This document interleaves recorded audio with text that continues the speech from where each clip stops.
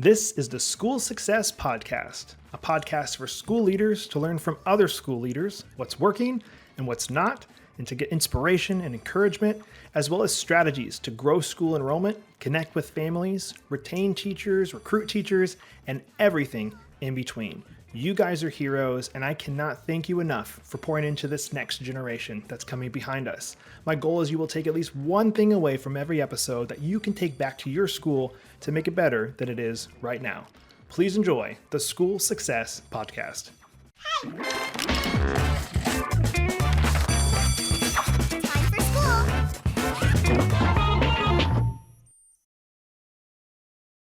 In just a few moments, you're going to hear from a good friend of mine, Rich Bartolowits, who is the principal of Connections Homeschool program in beautiful Soldotna, Alaska. Him and I recorded this one last year, actually, but it is still pertinent and it is still a good episode, so I hope you guys will enjoy the next episode of the School Success Podcast. I'm joined by a good friend of mine, Rich Bartolowits. He is the principal of Connections Homeschool in the beautiful city of Soldotna, Alaska. Rich, how are you doing today, sir? I'm doing just great, Mitchell. Thank you. It's just another beautiful spring day. Well, no, actually, it's kind of dreary outside, but it's a beautiful day in Alaska always. Perfect. And summer's coming. I know we're filming this here in the springtime in May, but summer, that warm weather's coming, and that all the snow piles will be gone here soon, I'm assuming, right? It's, I've just got a couple feet in front of my Jeep out there. I had to put the tires up a little bit on the snow this morning just for fun, but I give it the end of the week and we should be done with all the snowbanks. You know, this whole time I've known you, I actually didn't know you had a Jeep. Is it a Jeep Wrangler? It's an old Wrangler. It's 2005. It's my toy. When I quit riding a motorcycle, I decided I needed to get a four-wheel motorcycle. So that's my toy. So... but very, very cool. So, well, I know you got an awesome summer ahead. You're going to have a good break from school and then probably a really busy fall, as I know we're still battling this pandemic and closures, and some states are opening, but I know it's still very heavily involved in schools right now. So I know you're principal, of course, of this huge homeschool school in Soldotna. So how have you guys kind of adapted during this change? I know setting the field a little bit. 2020, COVID happens. People obviously freak out. Schools are closed. They enroll with you guys. How have you guys seen and adapted to that change, that quick change in Alaska for people going from the public school system going in person to being remote? Kind of leave it open. We'll have a good open discussion about it. But what have you guys seen? Yeah, well, it was definitely a shock. We expected there to be an increase in interest in homeschooling. We did not accurately anticipate just how large that interest would be. We're a program that over the past few years that we've been going up a little bit in enrollment. We were at about close to 900 at the end of the previous year. We enrolled 1,000 people in August and September of this last school year. A large number of them were new to homeschooling. At one point this year, we hit over 1,900 students enrolled with us. About a quarter of the school district was enrolled with our program. We cover a pretty large geographic area. The Kenai Peninsula Borough School District runs from Homer at the southern end to Seward up at the northern and I guess eastern side. And so that's about 100, no, what is that, about 200 miles apart. We're larger than some states, and so that was spread across our program. All those students essentially more than doubled in size, and so we were scrambling at the beginning of the school year to get additional staff members because with our homeschooling program, every family has a teacher assigned to them to support, give advice, and so for a while there, I did have one teacher who enrolled 285 people before she got relief and split families off to new people. But we just hit the ground running and reminded ourselves that we're doing a service to families, and a lot of times families would come in really not knowing what homeschooling was going to look like, but they knew they didn't like the remote learning that had happened the year before in the spring. And it made us feel good when we were able to help them see a path to help them kind of go, okay, we can do this. Yep, we can make this work. And it's been rewarding through the year. We've had a number of families who have told us, we would have never homeschooled without the pandemic. We really hadn't considered it. We really like this. It's really worked well for our families. We're going to keep homeschooling. And that's certainly not universal, because there are other families who are telling us that, we now see that teachers deserve raises and our kids are animals, and we cannot wait till they go back to school. So there's definitely both sides of that, but yeah, a number of people going, yeah, this is really working for us. This is good for our family. Man, I know it's a totally different dynamic in Alaska for homeschooling than it is in other states. I'm obviously biased and partial because I was, up there from Alaska in the Matsu Valley in the town of Wasilla, so different dynamic out there. But I was homeschooled my entire life, never went to truly public school, and Alaska is just its own little beast, I feel like, with homeschooling. So I'd love to, for those that are listening and don't really know the dynamic for Alaska, I'd love if you could share kind of how does Alaska, how are we different than the lower 48, of course, as we call it in Alaska? How are we different from every other state for homeschooling? Yeah, so Alaska does things differently. Essentially, Alaska years ago said parents have the right to educate their children. And they can do that independently, and they don't have to report to anybody. They can just say, I want to homeschool my children, and they do that. But we also said that school districts could set up, in the legislation, it's called correspondence schools, but we all call them homeschool programs, where students and families enroll with a public school. So Connections is a public school in the Kenai Peninsula Borough School District. And through that mechanism, we are able to give an allotment for the family to use on educational materials and services. And then also the family has to agree that, okay, yeah, we're going to follow the district's curriculum. Now, when I say the curriculum, I don't mean the material. I mean, these are the subjects that we have to learn, like when we get into high school. These are the credits that we have to earn. But the families really still have a lot of choice, pretty wide open choice, on what they use to study those subjects. So it's a public school. They get a public school diploma. We're fully accredited. I've gone through it used to be Advanced Ed. Now it's called Cognia accreditation. So it's an accredited place. We're in the NCAA clearance house as an accredited place. It's different. Usually when we're trying to deal with curriculum providers and we tell them how things work in Alaska, they're confused for quite a while. Wait, you're a public school, but you said you were a homeschool. Which is it? So yeah, it is a different animal here. But the state of Alaska said, hey, we respect parents' right to make the choices for their kids, and that's what we try to do, is support parents as they make those choices and give them advice when they need some.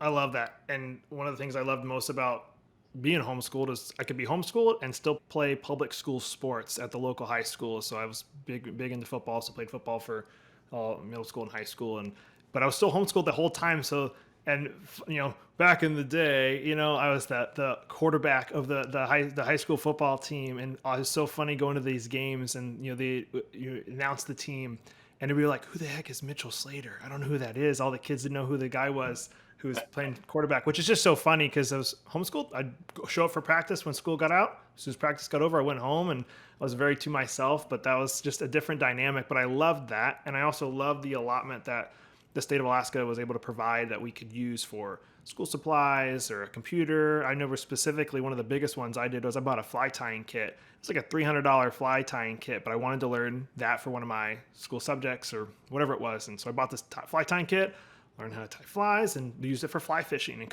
I was so cool to be able to do that and catch a trout on a homemade fly that I made in class. Like, that was so cool. So I love that the state of Alaska gives that ability for students to be able to have that. So I know you've been doing this for a while. I know you're only like 31 years old, 32 years old, probably give or take a little bit.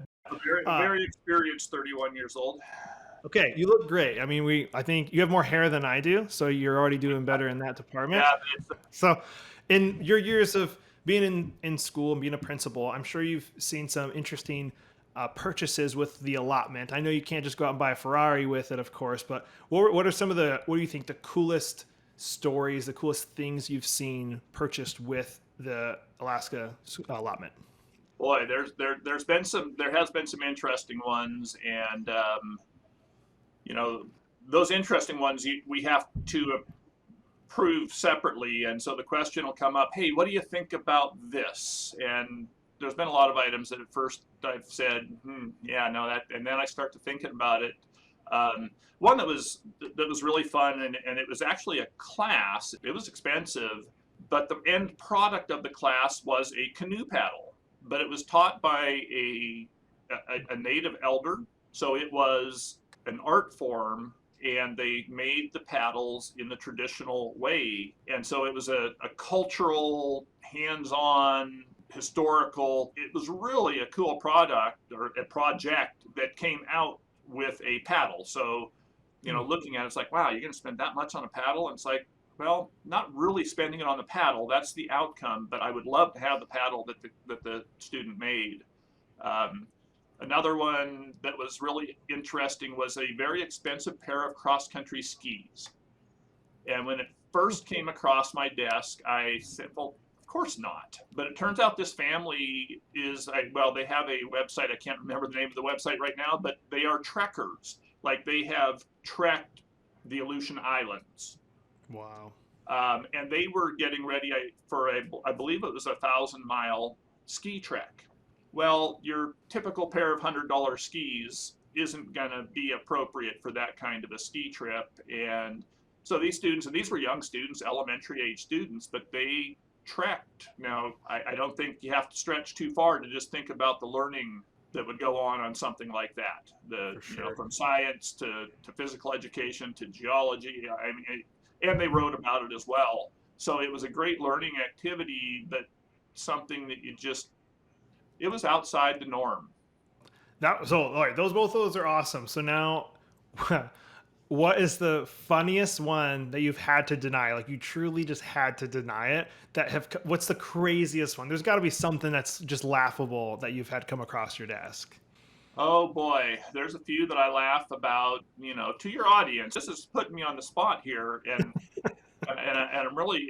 Let's move on from this one, and it might come to me a good example of one that was just, no, you got to be kidding me. Fair. No. Actually, I'll bring it up, and I think it's laughable, and everybody here thinks it's laughable, but people wanting to purchase or rent firearms for a firearms training class. We are a public school. I'm sorry, we just can't do that. I will pay for the firearms class. Okay, good. Because that's legitimate instruction, but no, I can't buy a student a gun. And then something else that should be said about the allotment, when it is equipment and things like that, the school district owns it. Now, if it's worn out, like that pair of skis after 1,000 miles, yeah, I don't really have a use for that. But if someone buys a guitar to learn guitar, that guitar comes back to the program when they're done using it. So it's not giving them money. It's giving them money they can use on things, but then that stuff belongs to the school district. Okay, fair. No, it's good. Thank you for mentioning that. Yeah, it's not like I'm going to move to Alaska, get all this free money to buy whatever I want to go to school. Yeah, no, it doesn't work. Yeah, there's different amounts. Of course, every district is different. So thank you for making that point. So in this, I'd love to get some of your background. Again, I know you've been doing this for a while. You've seen a lot of things that I'd love to get your take on. So when you first were principal, or even before you were a principal, how did you guys market your school then? And then kind of how have you seen marketing it now? What's worked and what hasn't? I'd love to get kind of that, I guess the evolution is the word for it, the evolution of marketing for you. What have you seen in the years you've been in this? Well, I'm pretty sure this is my 6th year with the program, and marketing when I started here really consisted of advertising in newspapers and the occasional radio ad. And really it's continued like that for the last 4 to 5 years. Of course, we had a website. I guess 5 or 6 years ago it was good, but it was pretty terrible 2 years ago. We had a Facebook account, didn't really use it much. So didn't really do any marketing with it. It was just there for a presence. So felt like we were pretty well floundering. And just going back to marketing, why we would need to market. One of the things, as we talked about earlier, the state thinking differently about homeschool programs. There are programs in the state that are statewide.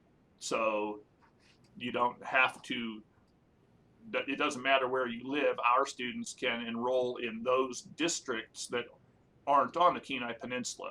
We choose to only service students who live on the Kenai Peninsula. That was a choice that our district made. But we do have competitors who have offices on the Kenai Peninsula. So you've seen obviously this huge shift, this change, where you were doing radio and TV. Not to say that you wouldn't use that anymore. No TV, a little too small a market for that. Oh, touche. But lots of radio and newspaper. I'm guessing, is newspaper still a big thing there on the peninsula even to this day? Is that a big advertising avenue? Actually, no. Right now, I'm not doing a lot of advertising in the newspaper. I am in one publication, but one of the problems we had is not really knowing what was working. I mean, all of those different things are expensive, and just putting money out there, if you don't know you're getting results, was really tough to justify. Yeah, I got you. And now in this digital age, kind of how have you seen it in today's market? Of course, with digital, if we're doing everything good and right, you can kind of track and look at Google Analytics, for instance, and see, oh man, before we had that radio ad or before we did that ad on Facebook, we had maybe 100 people visit our website. But after that, we had 1,000 people visit our website. So how have you kind of seen that shift where, man, there's a lot of trackability now we can have with our marketing? Well, certainly that's one of the reasons we're working with you. Is didn't really understand a lot of that, and it has been helpful being able to track where people click on a website or where people look on the website. Starting to do some of the Facebook ads now, able to see how many people they reach and how many people react to them. Starting to do some of that experimentation. It's still got a long way to go there to see what's working, and part of that are some internal changes we just need to make to ask people, okay, where did you hear about us? Of course, this year has been really interesting in that we got 1,000 students without advertising because everybody in the world was running to homeschool programs. So it's pretty hard to judge what advertising campaign. Yeah, we ran a radio ad in last July, but it's pretty hard to judge how much the radio ad generated leads and how much was just, oh my gosh, we need to find a homeschool program and here's a phone number. Thankfully, you rank really well when people just Google homeschool Soldotna or homeschool, like you popped right up. And I'm assuming that was a very, very Googled term for the whole country, of course, when all that went down. I was like, what do we do? And I mean, I feel like everybody in Alaska was, in my opinion, I'm biased, but I feel like we're more prepared and taken care of in Alaska than probably any other state when it came to homeschooling. Now, remote learning, totally different ball game, but just the homeschooling in general, just Alaska was ready. I feel like ready for that. Besides running out of computers, which I know is an issue for a lot of the country, not being able to get computers because of the demand, and that's a whole different story, of course. But if for the marketing world, if you could put it into, I'd love to hear maybe your 3 biggest flops that you've had that you've seen. It could be from the last 6 years, or you could have seen it. This school tried this. Boy, that was the biggest waste of money or biggest waste of time that we tried to do for marketing. Now, of course, marketing, it's not just a radio ad or TV or billboard or anything like that. It could be, we put all this money into getting shirts made and nobody wanted them or wore them. Like, it could be, marketing is such a vast array of things. So do you have any, like, even if it was just one, a huge flop, and then maybe your 3 biggest successes that you've had? Well, and I'll choose a flop from that actually happened before I was here, but the remnants were still here when I took this job. Logo. So having a branding tool. When I came here, there was an ongoing joke about the logo because they were laughable, the ones we had. So our logo was we had a couple of them were being used. One was kind of okay. One, they paid some money for to have it developed, and they took the C of connections and made it kind of a moon shape, and everybody kind of came up afterwards and said, yeah, that's just like the Russian sickle. So the logos weren't very good, and I said that okay. I actually bet one of my secretaries a diet soda that I would get a new logo, and unfortunately they were designing logos by committee, and the committees could never come up with something. So finally last year I went rogue. I contacted a marketing agency and I developed a logo with a committee of one. So we actually were able to make the decisions. I did run it by a few people for a few last changes, but so that in itself, it took me 5 years to develop a logo that I'm happy with, and I think it's nice, and we're just starting to get that branding out there. So branding would be one of those things that was lacking from Connections, and we're trying to get that going. And like you said, that's a part of that marketing, just always having that same logo. So yeah, we're starting to see Facebook and using it with ads. I'd say that's one of the successes we're starting to see, and you've helped out there in promoting, doing the boosts, as Facebook calls it, on ads, and seeing how many people get to look at it. Just tracking a new ad today, and it looks like, okay, some people are seeing it and actually clicking on a link. So getting some reaction, and that's good. I'm not sure how effective they are, but I do get people that comment on radio ads. Oh yeah, I heard the ad, and as we know from marketing, you're not necessarily giving a person a first time, but there is marketing that's keeping your name out there and getting your name out there. So if people are hearing the ads, it's good. I kind of like doing radio ads.